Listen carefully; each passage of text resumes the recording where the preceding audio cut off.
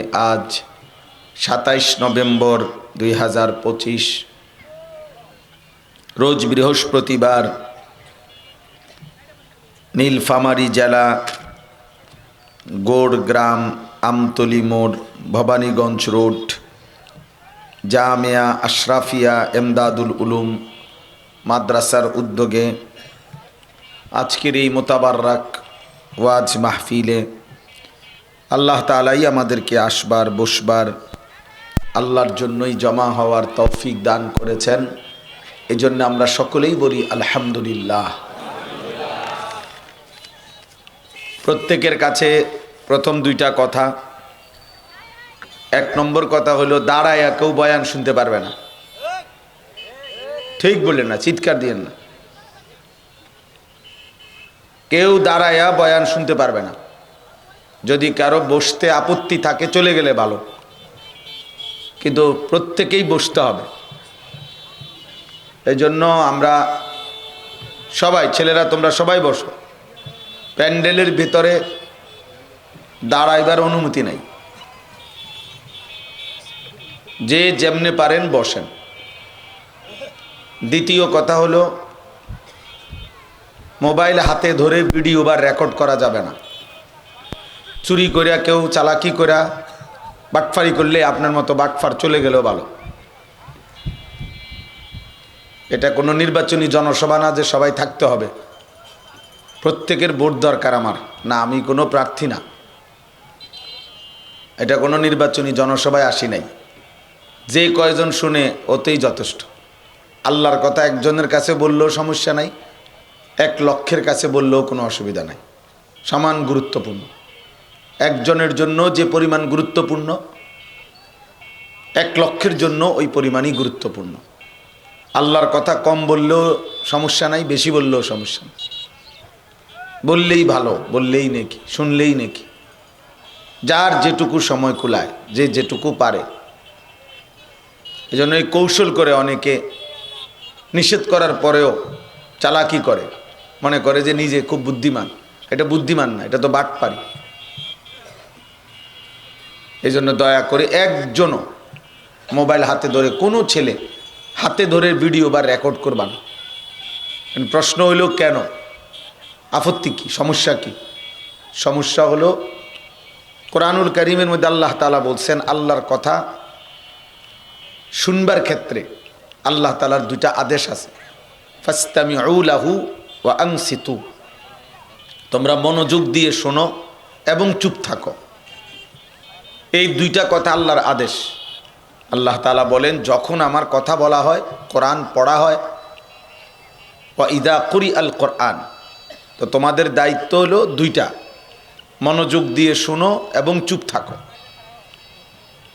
আল্লাহ তাআলা বলছেন, যদি তোমরা এই 2টা করো, মানে আমি আল্লাহর কথা মনোযোগ দিয়ে শোনো এবং চুপ থাকো, লাআল্লাকুম তুরহামুন, অবশ্যই তোমাদের উপরে রহমত বর্ষিত হবে। রহমত বর্ষিত হবে মানে কি?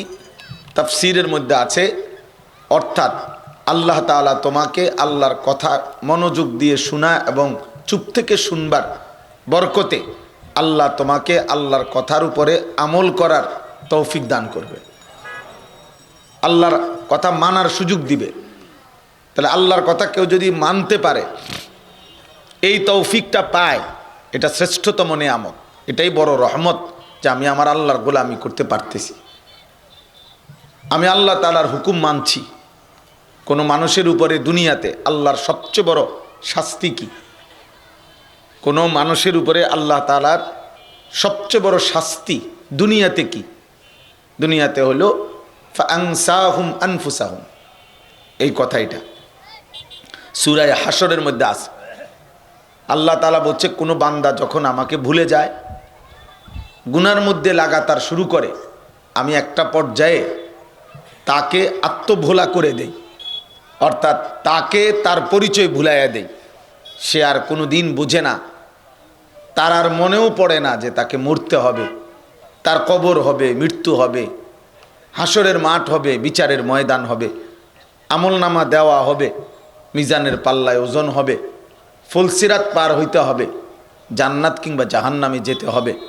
এই কথাগুলো, এই ভাবনা, এই ফিকির আল্লাহ তাআলা বলেন আমি তার দিল থেকে সরায় দেই। ফলে সে জন্তু জানোয়ারের মতো, গরু ছাগল কুকুর বিড়ালের মতো খায়, ঘুমায়, পেশাব পায়খানা করে, যৌন লজ্জাস্থানের চাহিদা পূরণ করে, সারাক্ষণ এক ফিকির, আজকের খানা কি, কালকের খানা কি, ঘর বাকি, দরজা বাকি, জানালা বাকি, খাট বাকি, সোফা বাকি, এই নিয়েই তার 24 ঘন্টা রাত্র দিন। তাকে আমি আল্লাহ তাআলা এতে ডুবায় রাখলাম। আখেরাত ভুলে গেল, দিনের পর দিন চলে যায়, নামাজের খবর নাই, হালাল হারামের খবর নাই, 30 বছর ধরে ব্যবসা করে, প্রতিদিন মিথ্যা বলে, প্রত্যেক দিন ওজনে কম দেয়, আবার নিজে নিজে হাসেও তৃপ্ত যে না ঠিক আছে, কাস্টমার ঠকাইতে পারছি। কাস্টমার টেরও পাইছে না, এত বড় বাটপারি, মিথ্যা কথা কয়ে এলাম, কাস্টমারের বাপেও তো বুঝছে না। খুব বিশাল সফলতা নিজেকে ভাবতেছে। 40 বছর ধরে সুদ খায়, প্রতিদিন বুড়া মানুষ 60 বছর বিড়ি খাইতেছে এক তালে, টেলিভিশন দেখতেছে, নাচ গান দেখতেছে, নর্তকীর ছবি দেখতেছে, নাটক সিনেমা দেখতেছে। বাহ, চাচার খবরও নাই চাচা যে মরবে। মনে করতেছে এই পান সুপারি, বন বিড়ি, আপেল মালটা, ভাত মাছ, খালাস, এরই নাম জীবন, এভাবেই একদিন মরে যাবে। না, মূলত আব্বা আখেরাত ভুলে গেছেন, আল্লাহ বুলাই দিছে। 365 দিন খোদার এক বছরে কোনো দিন যার কোনো দিন 5 ওয়াক্ত নামাজ পড়ে না, কি মনে হয় ওর আখেরাত মনে আছে? ওর কবরের কথা মনে আছে? ও যে মরবে এই কথা তার ভাবনায় আছে? ওকে যে আল্লাহর সামনে দাঁড়াইতে হবে এটা সে জানে? ভুলে গেছে। আল্লাহ ভুলাই দিছেন। ফাআনসাহুম আনফুসাহুম, আল্লাহ বলছেন আমি তোমাকে তোমার পরিচয় ভুলাই দেব,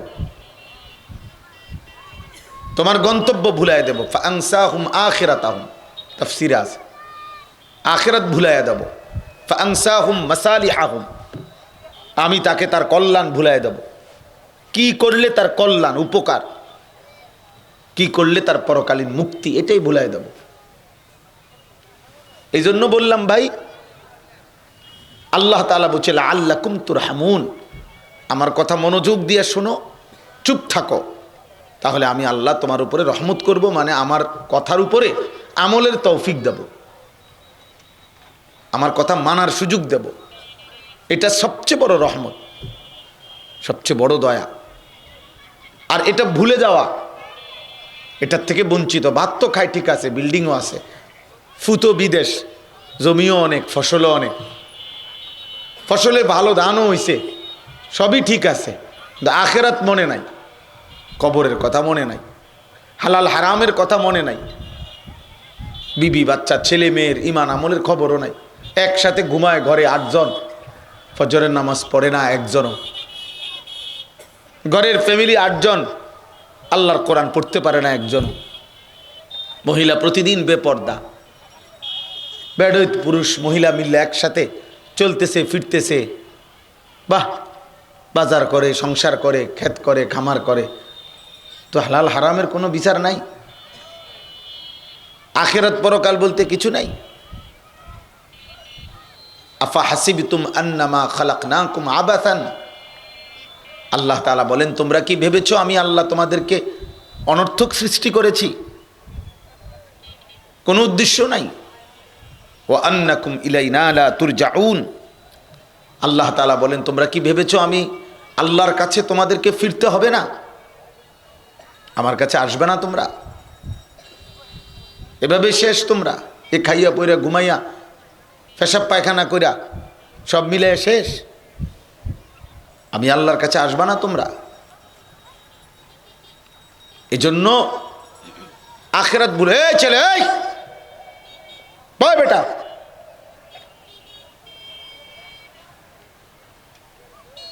এজন্য এটা জরুরি। এজন্য মোবাইল হাতে ধরে রাখলে মনোযোগ হয় না, দিল জমে না, কলিজার মধ্যে কথা ঢোকে না। ওই যে এই হুজুর, এই হুজুর, এদিকে ফিরো, এদিকে ফিরো বেটা, ওইদিকে গোল হয়ে বসছো কেন? তামসা করতে বসছো কেন? তো এই জন্য মনোযোগ হয় না, দিল জমে না। বারবার আপনি পরীক্ষা করে দেখেন, মোবাইল হাতে থাকলে বারবার মোবাইলের কথা মনে পড়ে, এটার মধ্যে উঠতেছে কিনা, এটার ঘুরায় আগায় পিছায়, মানে জেহেনের ভিতরে দিলের মধ্যে তখন এই ভাব নাই যে আমার মোবাইলে উঠতেছে কিনা। এখন কারো মোবাইলের মধ্যে যদি 10 লক্ষ ওয়াজ থাকে, তার কবর রাজা মাফত, কথা বলে না? বাংলাদেশের সমস্ত বক্তাদের ওয়াজ যদি কারো মোবাইলে থাকে, ফেরেশতার কিছু বলবে না তো, কিছু জিজ্ঞেস করবে না তো? তাহলে এটা দিয়ে করবেন কি? এটা দিয়ে হবেটা কি? হ্যাঁ, হাসরের মাঠে মোবাইল জমা নিবে না আমলনামা জমা নিবে? তাহলে এই জন্য আমি সবসময় বলি, ভাই, বাবা, নওজোয়ান, কিশোর ভাই, তোমাদের কাছেও বলি, মনে রাখবা, এই পৃথিবীর বহু প্রযুক্তি ছিল, এখন নাই, এগুলোও থাকবে না। আমার চোখে দেখা, আমার বয়স 44 বছর, 1981 সালে আমার জন্ম। তাহলে আমি ছোটবেলায় বুঝ হওয়ার পরে দেখছি টেলিগ্রাফ, চিঠির আধুনিক সংস্করণ, ওইটা এখন আর নাই। আমরা ছোটবেলায় দেখছি ফিতাওয়ালা ক্যাসেট, ব্যাপক ছিল আমাদের ক্যাসেট, এখন সেই ক্যাসেটগুলো ওই প্রচলন নাই। আমরা দেখছি সিডি ক্যাসেট, চ্যাপ্টা চ্যাপ্টা পাতলা পাতলা সিডি, এগুলো এখন আর নাই। আমরা দেখছি রেডিও, বেতার, ব্যাপক প্রচলন ছিল, এখন আর এগুলোর প্রচলন নাই, এগুলোর ব্যবহার নাই। তাইলে দোস্ত, ল্যান্ড ফোন দেখছি, সেগুলোর ব্যবহার নাই, 1 2 ঘুরে ঘুরে টেলিফোন করতে হইতো। তাইলে এতগুলো জিনিস আমার এই ছোট্ট বয়সেই আমি দেখছি এখন নাই, হারিয়ে গেছে। তাহলে তোমাদের এই ফেসবুক, ইউটিউব আর এই মোবাইল, এই প্রযুক্তিও আগামী 30 বছর পরে থাকবে না, থাকবে না। নতুন কিছু আইসা পুরাতনকে ছুঁড়ে ফেলে দিবে, ডাস্টবিনে ফেলে দিবে।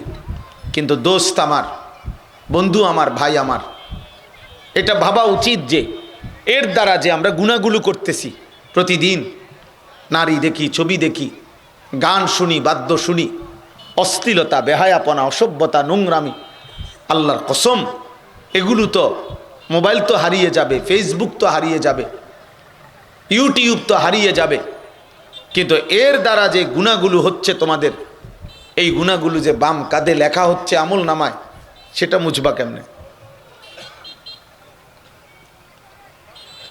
সেটা হারাবা কেমনে? কিয়ামতের দিন তো আল্লাহ তাআলার ফেরেশতা সেটা পেশ করবে। ওয়াজাআত কুল্লু নাফসিম মাআহা সাইকুম ওয়া শাহীদ। আল্লাহ তাআলা বলেন, কিয়ামতের দিন প্রত্যেকটি বান্দার সামনে সাথে আমার সেই ডান কাঁধের এবং বাম কাঁধের 2 ফেরেশতা তাকে সাথে করে নিয়েই আমি আল্লাহর সামনে এসে দাঁড়াবে।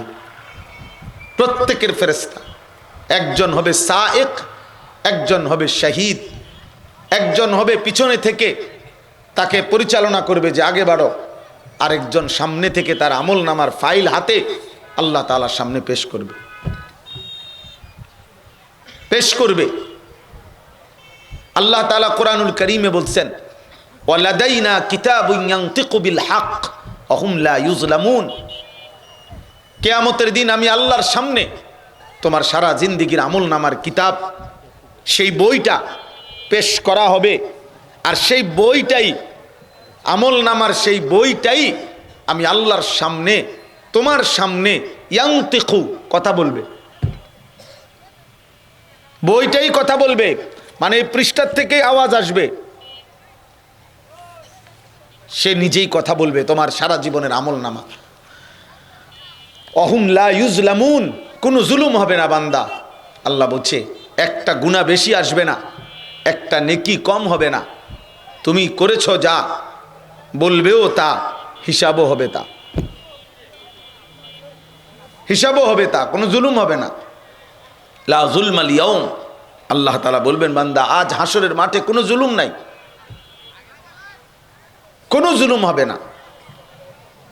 এই জন্য দোস্ত আমার, ভাই আমার, বন্ধু আমার, অনেক লম্বা পথ সফর করে শুধু একজন বক্তা নিজের বক্তৃতা জাহির করার জন্য আসি নাই, ভোটের জন্য না, কোনো উদ্দেশ্যে না, এমনি আসছি, আল্লাহর জন্য আসছি, ভালোবাসা মহব্বতে আসছি, নিজের একটু নেকি যদি হয় এই আশায় আসছি, প্রদর্শনের কিছু নাই। এই জন্য সমস্ত ভাই বাবা আমাদের প্রত্যেকের এটা ভাবা উচিত, আমি কি করছি, আমি কি করছি। দোস্ত আমার, নওজোয়ান কিশোর ভাই, তোমরা পুরা সুস্থ সবল, 16 বছর, 18, 20, 25 বছরের মানুষ, রোগ সুখ কম থাকে, পেরেশানি কম থাকে, শরীরে শক্তি সামর্থ্য বেশি থাকে, পূর্ণ থাকে। আল্লাহ তাআলা কোরআনুল কারীমের মধ্যে বলছেন, সুম্মা ইউখরিজুকুম তিফলান, আমি তোমাদেরকে মায়ের পেট থেকে এক শিশু, এক বাচ্চা হিসাবে বের করেছি। সুম্মা লিতাবলুগু আশুদ্দাকুম, অতঃপর আমি আল্লাহই তোমাদেরকে এই ছোট্ট বাচ্চার শরীরে শক্তি দিতে দিতে পূর্ণ শক্তিতে পৌঁছিয়ে দিয়েছি। আর মুফাসসিরিনে কেরাম বলে সেটা হচ্ছে যৌবন। যৌবনকালে আল্লাহ তাআলা 15 থেকে 25 আর 40 এই সময়ের 25 বছর আল্লাহ তাআলা স্বাভাবিকভাবে পূর্ণ শক্তি, শরীরের সমস্ত অঙ্গের সুস্থতা সামর্থ্য আল্লাহ তাআলা দিয়ে থাকেন।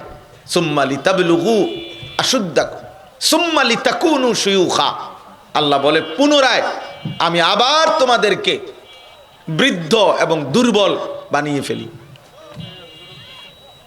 ফেলি।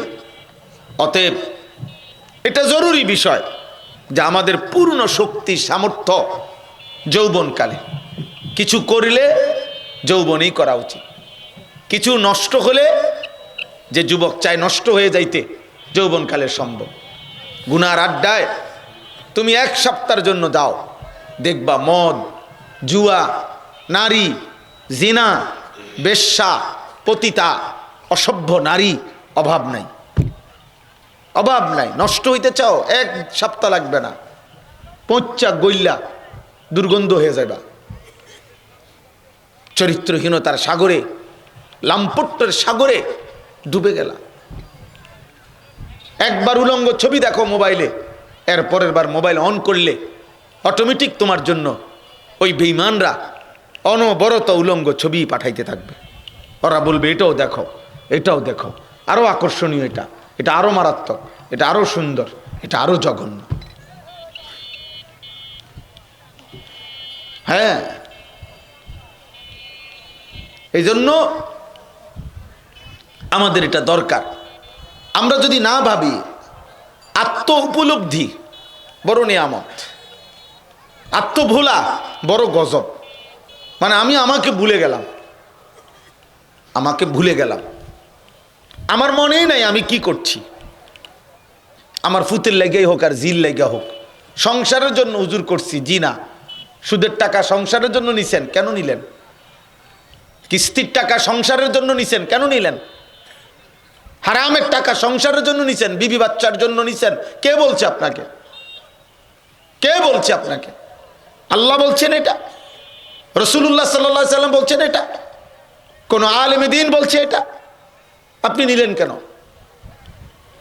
নিজের আখিরাত বরবাদ করলেন কেন? আপনার কথা ছেলে মেয়ে মনে রাখবে? ধোঁকা এই দুনিয়া। 10 বছর পরে আইসা দেখেন আপনার বানানো ফার্নিচার ঘরে একটাও নাই। 20 বছর পরে দেখেন আপনার নাতি আপনার চিনতেও না। আমার দাদার বাপের নাম কি আমি জানি না, আপনি বলেন। আপনার দাদার নাম কি বলেন? আসেনি? কেউ কইতে পারবো নি কয়জন দাদার নাম বলুক? খবর আসেনি? বলো নওজোয়ান, তোমরা বলো তো তোমার দাদার দাদা কত, নয়তো সর্বোচ্চ 200 বছর, সর্বোচ্চ 200 বছরের ব্যবধান। কই 200 বছর আগের মানুষের নাম আর মনে নাই কেন? উনি কি কষ্ট করে নাই? উনি কি এই সংসারের জন্য করে নাই? এই কৃষকের এই ক্ষেত, এটা কি এই প্রথম ফসল? এর আগে কি গত 200 বছর 300 বছর আগে এখানে চাষাবাদ হয় নাই? তো সেই মানুষগুলোর নাম কই? ওদের কৃতজ্ঞতা কোথায়? ওদের স্মরণ কই? কই আপনজন বংশধরই তো তার পূর্বপুরুষের 100 বছর আগের, 150 বছর আগের, 200 বছর আগের মানুষের নাম জানে না। ওমাল হায়াতুদ দুনিয়া ইল্লা মাতাউল গুরুর। আল্লাহ বলছে বান্দা শোনো, আমি বললাম বান্দা দুনিয়া ধোঁকা, দুনিয়া ধোঁকা, দুনিয়ার সব আয়োজন আমার, আবার আমি বলছি এই সব আমার বান্দা, কিন্তু আমি নিজেই বললাম এগুলো মাতাউল গুরুর, এগুলা ধোঁকা, ধোঁকা। যে বানাইছে সে বলছে এগুলো ধোঁকা। ওমা হাদিহিল হায়াতুদ দুনিয়া ইল্লা লাহবুন ওয়া লাইব। আল্লাহ বলে বান্দা জানো দুনিয়ার জীবনটা আর কিছুই নয়, শুধুই তামাশা, শুধুই খেলাধুলা। তাহলে আল্লাহ বলেন এটা খেলনা, আমি বলি না এটাই আসল। আমার মূল কাজ যে কোনো মূল্যে মৃত্যুর আগে জিফুতের লেগে বিল্ডিং করে যাওয়া। আমি থাকতে থাকতে যদি জিফুতেরে বাড়ি ঘর সংসার বিয়া শাদি জাগা জমি ঘর ফার্নিচার সোফা খাট পালং এগুলা যদি বানায় দিয়া যাইতে না পারি, আমার মরার পরে তারা কেমনে চলবো, কেমনে করব। এই হলো আমাদের মুসলিম অভিভাবকের ফিকির। আমনে মরলে তারা কি করব? আমনে মরলে তারা বহন খাইব, আমনে মরলে তারা সিরা চাবাইব বৈশা বৈশা। কারণ আমনে মরার পরে তো পৃথিবীতে আর কাজকর্ম বন্ধ, উপার্জন বন্ধ, পৃথিবীতে আর কেউ কাম করব না, আমনে শেষ কামলা। কথা বলে না? আমনে মরার পরে আর পৃথিবীতে কাজ বন্ধ হয়ে যাবে, উপার্জন বন্ধ হয়ে যাবে। তো তাহলে আমনে মরার পরে, আমনের বাপ মরার পরে আমনে যেমনে বাঁচছেন, আমনে মরার পরেও আমনের ফুত এমনি বাঁচবে। আমনের দাদা মরার পরে আপনার বাবা যেমনে বাঁচছে, তা আপনার মৃত্যুর পরেও আপনার সন্তান ওইভাবে বাঁচবে। মিয়া আপনি হারাম খাবেন কেন? কিস্তি নিবেন কেন? সুদ নিবেন কেন? প্রয়োজনে মরে যাবেন। মুসলমান মরলে কোনো লজ্জা না, অভাবে পড়লে লজ্জা নয়, মৃত্যু কোনো অপমান নয় যে বেটায় ছি ছি ছি লোকটা মরে গেছে, মরে যাওয়া বেইজ্জতি। কথা বলে না কেন? মরে যাওয়া অপমান, তো মরে যান মিয়া। হারাম নিবেন কেন? আল্লাহ নবী সাল্লাল্লাহু আলাইহি ওয়াসাল্লাম বলেন যার 10টি টাকার মধ্যে 1টি টাকা হারাম, খোদার কসম নবী বলছে তার কোনো ইবাদত যতক্ষণ তার কাছে তা থাকবে, তার কোনো ফরজ নফল ওয়াজিব কোনো আমল আল্লাহ তাআলা কবুল করবে না, করবে না, করবে না। আল্লাহ নবী বলছে লা ইয়াদখুলুল জান্নাতা জাসাদুন গুজিয়া বিল হারাম। যেই দেহ, যেই গোশত রক্ত হারাম দ্বারা বেড়ে উঠছে, যার জীবন পরিচালনা হচ্ছে, যার রাত্র দিন পার হইতেছে হারামের দ্বারা, আল্লাহ রসুল বলছে ওই দেহ জান্নাতে যাবে না, যাবে না, যাবে না। লা ইয়াদখুলুল জান্নাহ।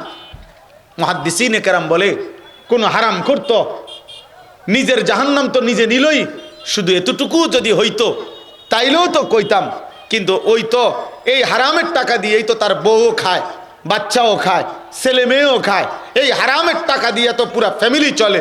এই নাফরমান হারাম খোর, এই সুদখোর কিস্তিখোর নিজের জাহান্নামও নিল, গোটা ফ্যামিলিটারও জাহান্নামে পাঠাই দিল।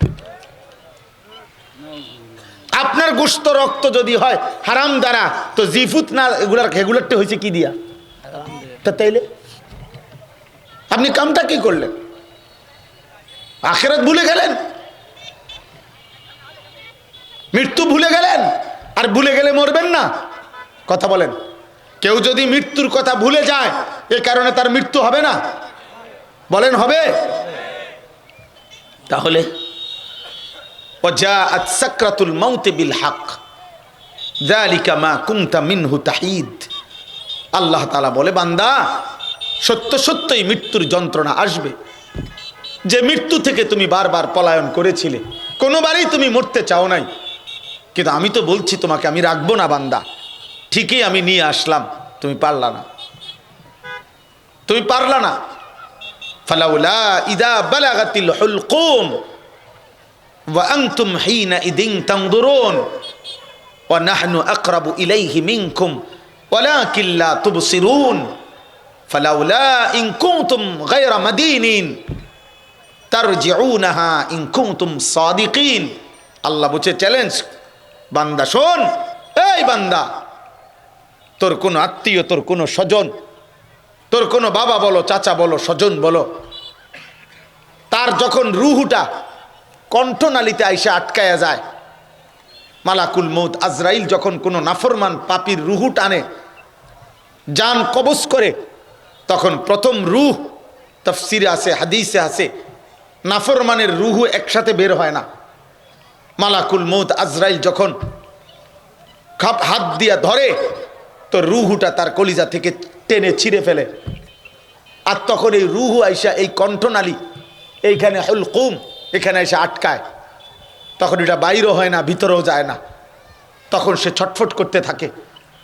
আল্লাহ তাআলা বলেন, তোমাদের কারোর কণ্ঠনালীতে যখন আইসা রুহু আটকায়, তখন ওয়া আনতুম হিনা ইদিন তানজুরুন, তোমরা তো ডানে বামে সবাই দেখতেছো লোকটা ছটফট করতেছে, মৃত্যুর মুখে মুমূর্ষ, জান যায় যায় যায় যায়। আল্লাহ বলেন, ওয়া নাহনু আকরাবু ইলাইহি মিনকুম ওয়ালাকিন লা তুবসিরুন, তোমরা যদিও দেখতেছো না বান্দা, আমিও তো এখানে আছি। ওয়া নাহনু আকরাবু ইলাইহি, আমি এখানেই আছি, তোমরাও আছো, আর তোমাদেরই লোক এটা। আল্লাহ বলেন, অতএব তোমরা যদি ভেবে থাকো কবর হবে না, আখিরাত হবে না, বিচার হবে না, পরকালের কিছু নাই, তো আল্লাহ বলেন ঠিক আছে, তারজিউনাহা ইন কুনতুম সাদিকিন, তাহলে এই নাফরমান, তোর আব্বা, তোরই চাচা, আমি আল্লাহ আছি আমার সামনে, তোরা যারা আছো চারদিকে, তোরা তোদের এই রুহু আপনজনের ফিরাইয়া দে। আমি বললাম আমি নিয়ে যাব, এখন তোরা রাইখা দে, দে রাখ, তোর বাপেরে তুই রাখ, আমি আল্লাহ নেব এখন, দেখি তোর দাদারে তুই রাখ। সম্ভব? কথা বলে না সম্ভব? বলো না নওজোয়ান, সম্ভব? আল্লাহ তো চ্যালেঞ্জ করছে, আয় তারজিউনাহা, ফিরাই দে, তোর বাপের রুহু তুই ফিরাই দে। তোর না অনেক ক্ষমতা, তোর না দল বড়, তোমার না কর্মী আছে, তোমার না সন্ত্রাসী আছে, মাস্তান আছে, চাঁদাবাজ আছে, লাঠি লোড়া আনো না কেন? তোমার বাহিনী খবর দাও না কেন? ফিরাও। এই জন্য দোস্ত, নওজোয়ান, কিশোর যুবক, বাড়াবাড়ি করো না। ইদানিংকালে আইসা তোমরা গ্রামকে গ্রাম, তোমাদের ইতিহাস, তোমাদের বাবা দাদার রক্তে ঘামের কি পরিমাণ ঘাম ঝরে এক একটা ফসলে, খেতে তুমি জানো না। এই প্রখর রৌদ্রে, এখন তো রৌদ্র নাই, প্রচণ্ড গরমের রৌদ্রে তোমার বাবা, তোমার দাদার, তোমার ফ্যামিলির বড় মানুষগুলোর কি পরিমাণ ঘাম ঝরে, প্রতিটা খাদ্যের সাথে, প্রতিটা ফসলের সাথে এই পরিমাণ রক্ত পানি করা ঘামের মেহনতের টাকা, তা কষ্ট করে আইসা যখন জমায়, সেই কষ্টের ঘামে ভেজা, রক্ত মাখা, পানি ঝরানো, ঘাম ভিজানো টাকায় তুমি নারী দেখো, ছবি দেখো, উলঙ্গ দৃশ্য দেখো, মোবাইলের নর্তকী দেখো।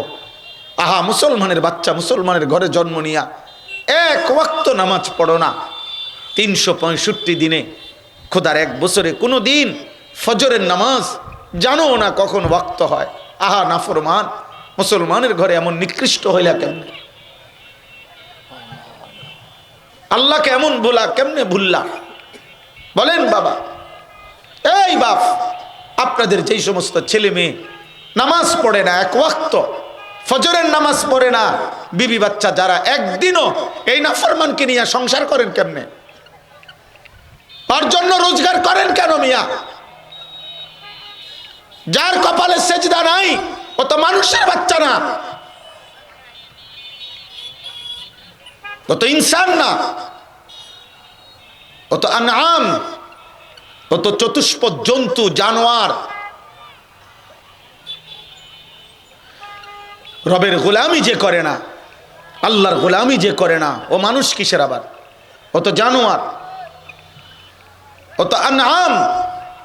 যদি বলেন জানোয়ার রাগ করবে, তাহলে জানোয়ারের চেয়ে নিকৃষ্ট। বালহুম আদাল, মানুষ এবং জানোয়ারের মাঝখানে কোনো প্রাণী নাই। লোকটা মানুষও না গরুও না, তো কিতা? তো মাঝখান দিয়ে আরেকটা কি বুঝেন নাই? মানুষ এবং ছাগলের মাঝখানে আর কোনো প্রাণী আসেনি, হয় সে মানুষ আর নয়তো সে চতুষ্পদ জানোয়ার। এবার যদি বলেন না এটা না, তাইলে আরো নিচে। এই জন্য আল্লাহ বলছে বালহুম আদাল, সে জানোয়ারের চাইতে নিচে, জানোয়ারের চাইতে নিকৃষ্ট। মৌলানা সাহেব, ওই যে হুজুর সাহেবরে দেখেন, হুজুর পুরা পাঞ্জাবিওয়ালা হুজুর, হুজুর ভিডিও করতেছে। হ্যাঁ হ্যাঁ মৌলানা সাহেব, আমি ছেড়ে দেই না মানুষটা, আমি বড় বেজাল্লা লোক, আমি নতুন পুরাতন বুঝি না।